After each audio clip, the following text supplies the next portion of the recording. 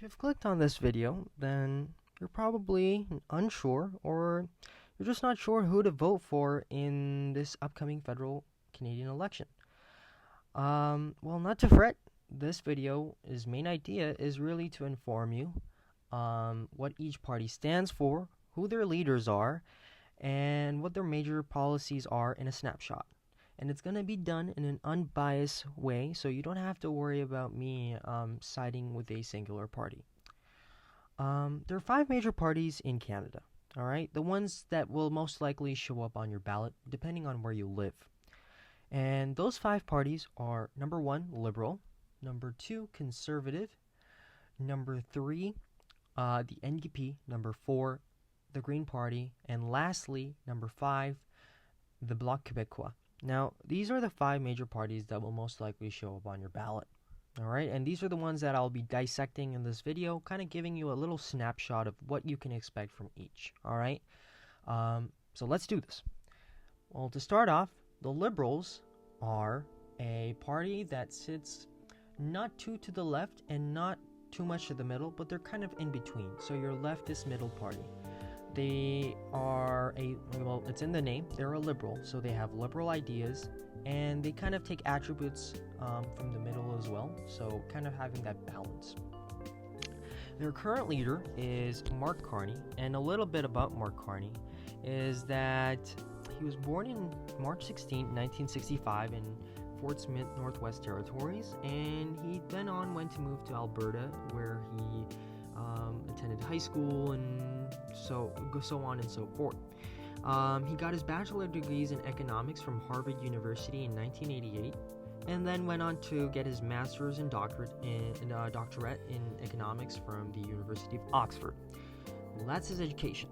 Let's talk about his his work experience and his leadership experience at the same time outside of government. Right, so he served as the governor of Bank of Canada during from 2008 to 2013 under the Harper government, and one of his highlights would be is that he steered us through the 2008 financial crisis. All right, and then after that, after he came off his position in 2013, he went to become the governor of Bank of England. And that led from 2013 to 2020, managing, I guess his highlight was managing the challenges like Brexit. And some of his major policies that you can expect from Mark Carney if you do end up supporting him would be that I kind of broke it down in a way where it's kind of easy to understand. Five major sections: the middle class tax relief, balanced budget plan, strengthening national defense, boosting international trade, and affordable housing initiatives. Now, what the Liberals intend to do with the middle class tax relief is that they're going to reduce the lowest income tax bracket by 1%, saving low-income families up to $825 annually. All right. They also have a balanced budget plan, which is going to be aimed at, kind of reducing the deficit that we already have. Now, I'm not sure if any of you are aware, we currently have a deficit of $61.9 billion that needs to be addressed. And the way the Liberals are going to be doing that is by dropping their spending growth to 2% from 9% previously, right? And the way it's going to work is that they're going to do that in their 4-year to 5-year term, depending if they get your support. And in terms of national defense, they want to invest $30.9 billion over the next 4 years to meet NATO's 2% GDP target, which we were kind of already supposed to kind of meet because that's a requirement in NATO, but hey, they're kind of looking at us right now, so now we kind of have to follow along. So that's one aspect of the national defense spending that we'll be doing. Well, the Liberals will be doing. And the second part would be enhancing Arctic defense with new equipment, infrastructure, and also along partnershiping with indigenous communities. Now, essentially what this means is that the Arctic is becoming a place of interest and a place of innovative ideas and projects. And a lot of countries are kind of capitalizing on it, such as Russia, China, as well as the US. So it's Canada's job to actually capitalize on these interests, and by doing that, they're going to be investing into Arctic defense and equipment, right? And they also want to do it along with the indigenous communities, so they're hand in hand, also involved in the planning and process making. In terms of international trade, they want to eliminate the interprovincial trade and labor mobility by July 1st, 2025, potentially expanding the economy by up to $200 billion. And lastly, which is affordable housing, which is quite an important topic that I've noticed all parties have been focusing on, not just the Liberals.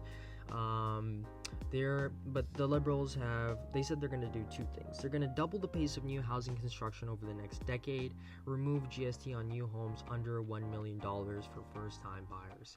And what's not mentioned here is that by doing that, they're going to be opening a new government agency that's going to be kind of handling the affordable housing, or handling the housing in general, right?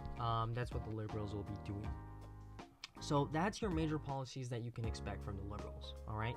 Now that we're done with the Liberals, I hope you kind of got a snapshot of what the Liberals what you can expect from the Liberals. Let's start with the Conservatives. Now, the Conservatives are a party that sit on the right-hand side of the spectrum. So kind of on the opposite side from the Liberals.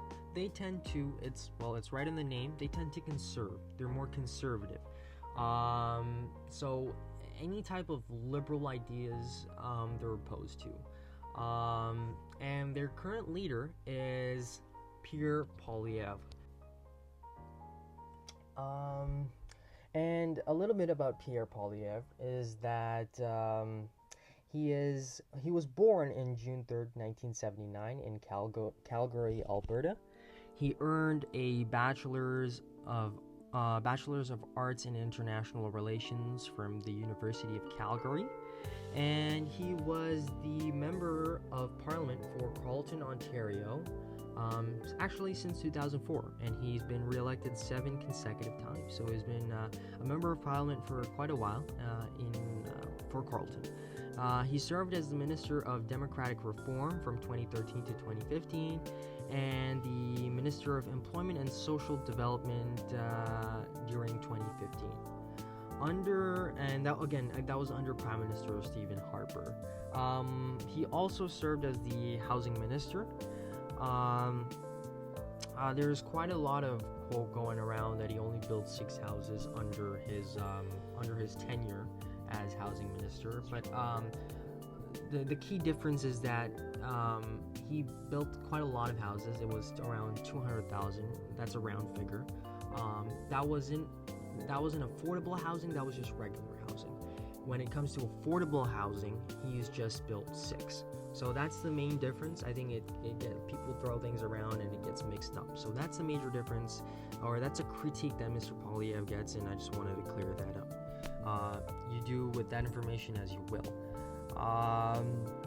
In terms of major policy changes that Mr. Poilievre would like to implement if he gets your support would be, I've broken it down again into 4 major segments: lower taxes, affordable housing, energy and environment, and immigration reform. So something that's kind of similar to the Liberals would be affordable housing. It looks like I mentioned before, almost all parties will be focusing on affordable housing, as it's one of the major topics of all parties.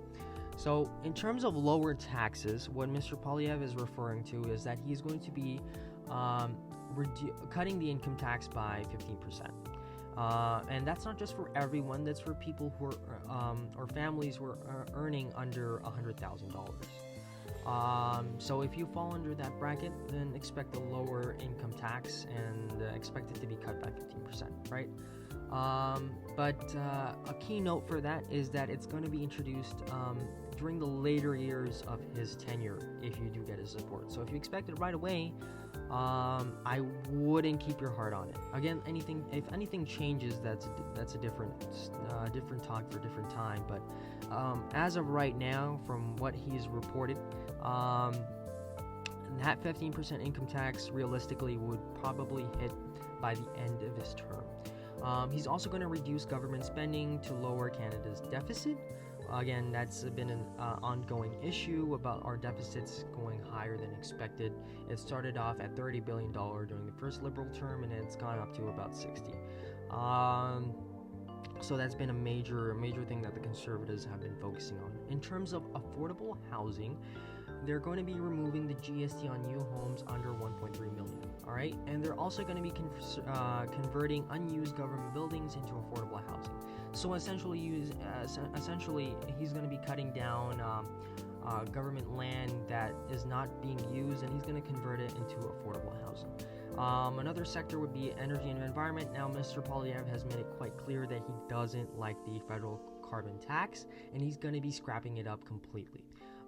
He's also going to be speeding up approval for energy projects or natural resources, and essentially automatically you will be getting a job boost, right? In terms of immigration, there's quite a bit.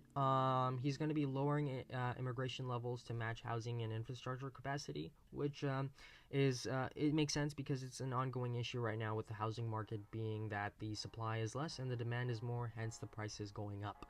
He's also going to reinstate visa rules for certain high asylum countries. He's also going to get tougher sentences on serious crimes like multiple murders. He's going to cut funding for the CBC English Language Services.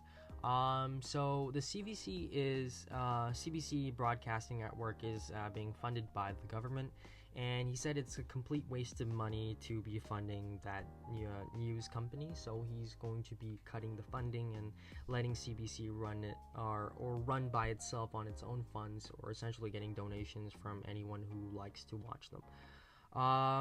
In terms of the tougher sentences, now Mr. Poilievre aims to do that by going against, I think going against is a bit harsh, but he's going to be changing up the constitution with his powers as prime minister if he gets elected, and he's only going to be doing it for the sake of getting tougher sentences, meaning the death penalty, for repeat offenders that have done repeat crimes for quite a bit.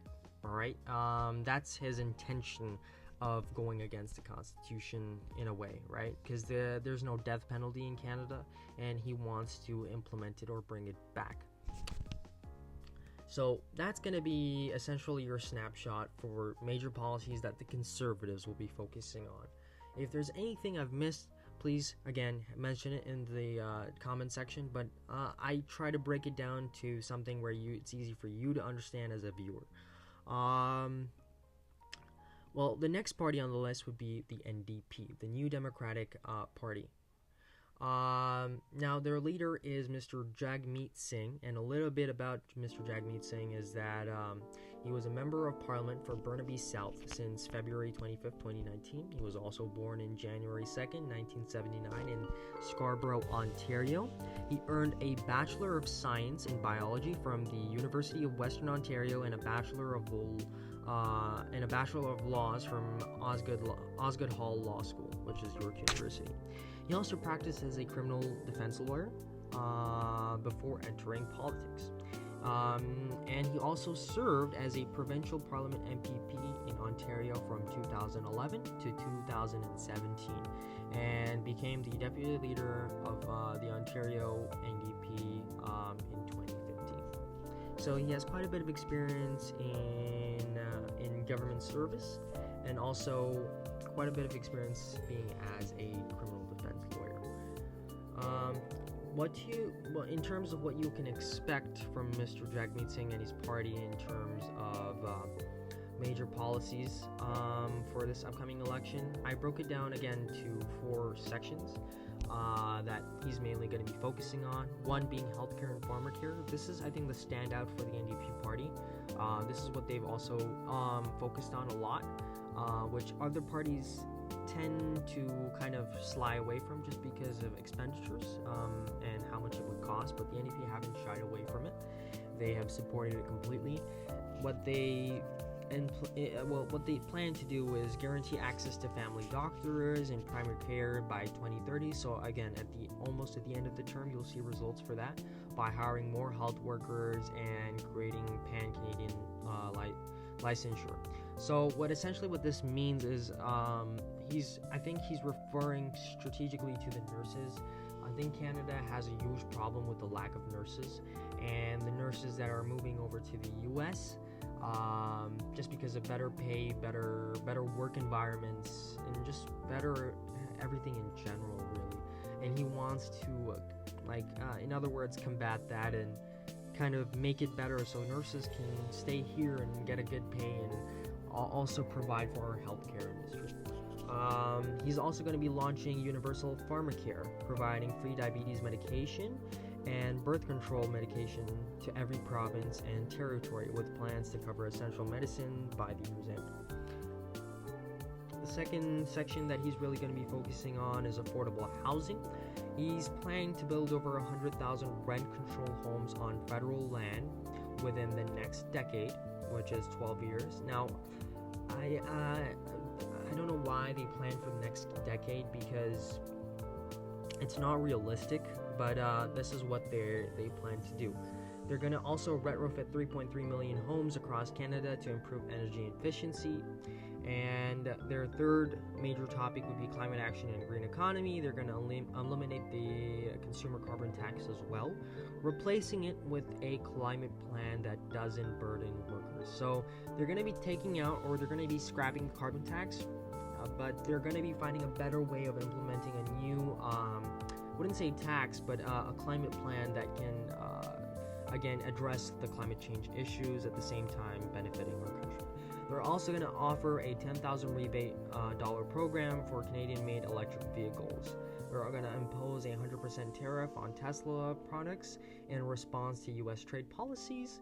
And lastly, their fourth major topic is economic fairness. They're going to introduce a wealth tax on ultra-rich, increasing corporate taxes on large profitable companies. And they're also going to be implementing a $20 an hour federal minimum wage. So up from the $17.20, they're going to go to $20 an hour. They're also going to close tax loopholes benefiting the highest income earners.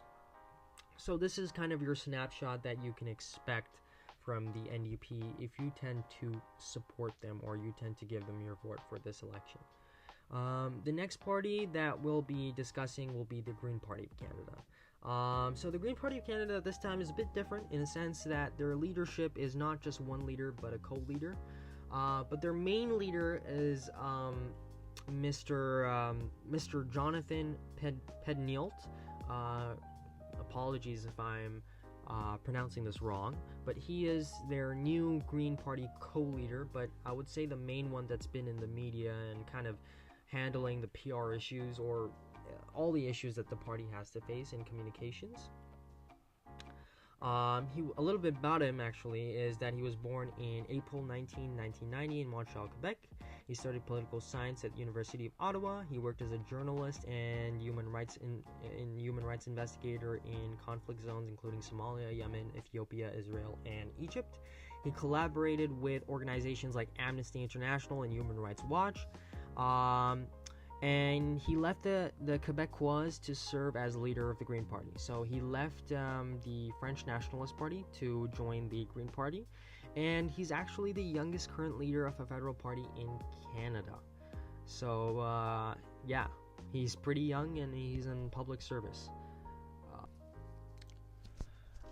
So a little bit of what you can actually expect from the Green Party in terms of major policies.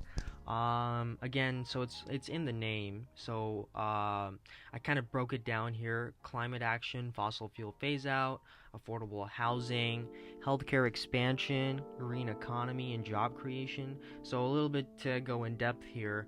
In terms of climate action and fossil fuel phase out, the Green Party doesn't really want to stick with the current system. They want to change it. So they want to phase out fossil fuels completely, kind of rely on that electric electric mindset.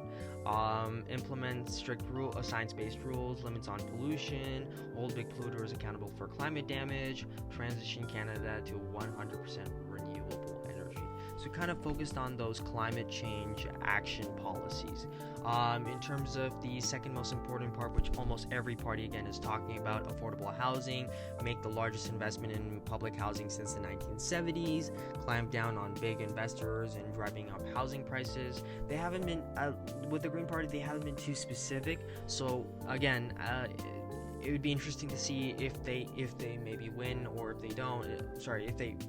If they win miraculously, I don't know how that would happen, just because from the polls they're not really looking too good. But if they do end up winning, it'd be interesting how they would do this. But this is what's mentioned again in the media, in their website. So their words. In terms of healthcare expansion, they're going to strengthen universal healthcare, expand coverage to include medicines, mental health services, and dental care. So again, kind of expanding on that healthcare aspect, along with similarly to the NDP, but just a slight bit tad more. And then also in terms of the economy, so anything that's green investments, green projects, green innovation, they're going to be funding those types of stuff, kind of building those types of stuff. And automatically, when you have projects and you have innovations, you have projects that need to be built, and with all that, you get jobs, right? So there's job creation automatically, and your job market is going to surge. So that's what you can kind of expect with the Green Party. Now, the next party on the list would be the Bloc. Now, the reason I have them last on the list is just because, like I mentioned before, depending on where you live, your ballot will look different, right? Just because the Bloc don't actually run in all ridings. They only specifically ride, up to my knowledge, only in Quebec.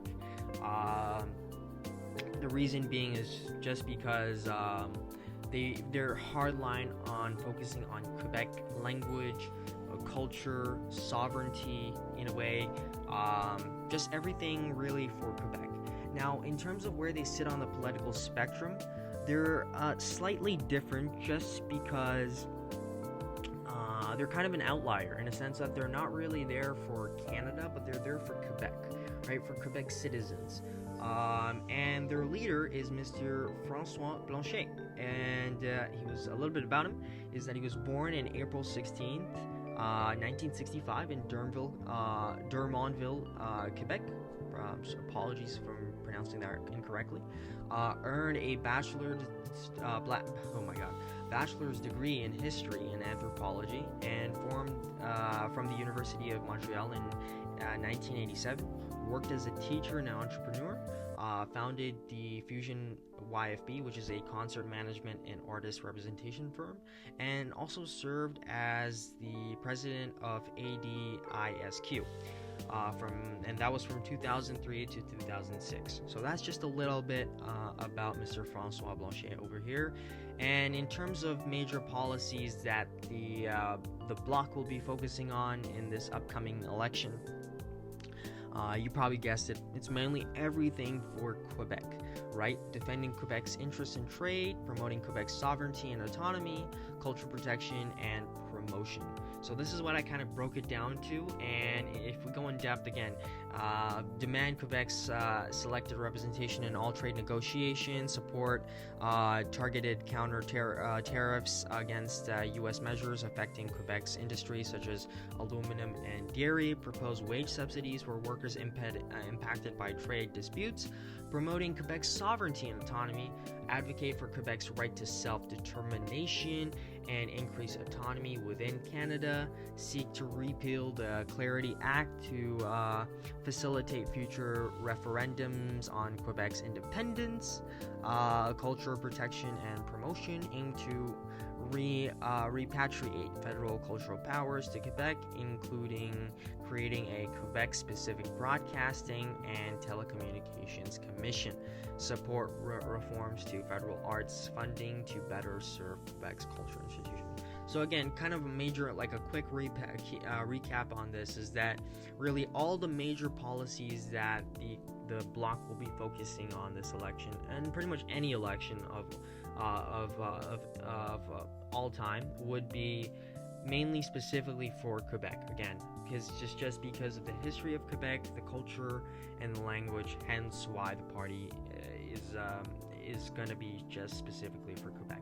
Now that we've gone over every single party, what they stand for, where they sit on the political spectrum, who their leaders are, that's a lot of information. So let's kind of go with the differences, all right? What are you getting with all parties, and what are you not getting with all parties, right? What's the differences? I broke it down into kind of four-ish, but mainly three major sections. Economic philosophy, climate policy, healthcare expansion, and sovereignty and federalism. Now, in terms of the differences, in terms of economic differences, Liberals and NDP are kind of similar. They focus on targeted investments and support for middle and working class. While as the Conservatives will focus on tax cuts and shrinking the government. Again, it's kind of the model that the Conservatives have been going on, which is to shrink the government bureaucracy and kind of give it back to the people. Kind of that's their motto. And then in terms of the Greens and the Bloc, kind of emphasize local autonomy, and then again with the Greens kind of in their name, kind of speaking about climate action and all those types of policy-driven ideas. Again, kind of coming to climate policy, kind of a little bit of the same thing, really rapid climate action and green jobs, kind of a little bit both tit for tat with the NDP and the Greens. And then with the Liberals, they're kind of keeping the status quo, maintaining that little balance that they like to do even in the past, balance emissions with pricing incentives, right? And then the Conservatives completely oppose the carbon tax. Now, with the Conservatives, I haven't heard anything about climate action policies that they're going to be keeping in place to replace the carbon tax.